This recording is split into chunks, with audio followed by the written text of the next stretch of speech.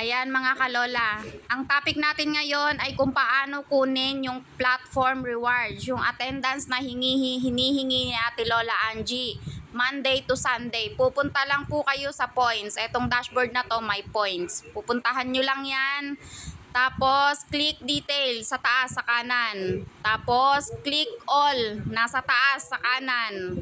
Tapos ito po, platform rewards, pipindutin nyo po iyan.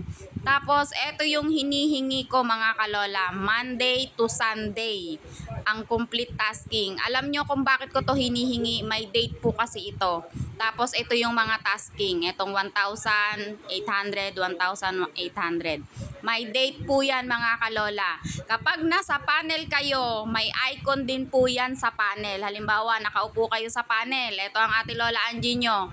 May icon po yan dito sa baba, pink na box, click pink na box, tapos coins, click coins, yung nasa kaliwa, tapos click coins details. Ayan, mapupunta kayo sa mga ganito mga kalola, tapos may point sa taas, click point sa taas. Ayan, tapos details sa taas, sa kanan, click, tapos all sa taas, sa kanan, tapos ito, platform rewards.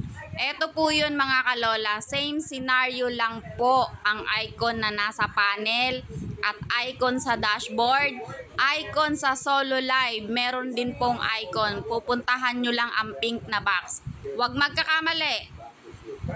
Pupunta sa pink na box, nag-end panel na po yung aking pinuntahan. Pupunta sa points, details, all, platform rewards. Ayan, ito yun mga kalola ha. Ayan, okay na sana naintindihan nyo ang turo ni Ate Lola Angie. Kasi yan ay kailangan ko dahil yan ay may date. Ayan, paki-follow nyo po ang inyong Ate Lola Angie at paki-subscribe po. Salamat po sa inyo, bye-bye.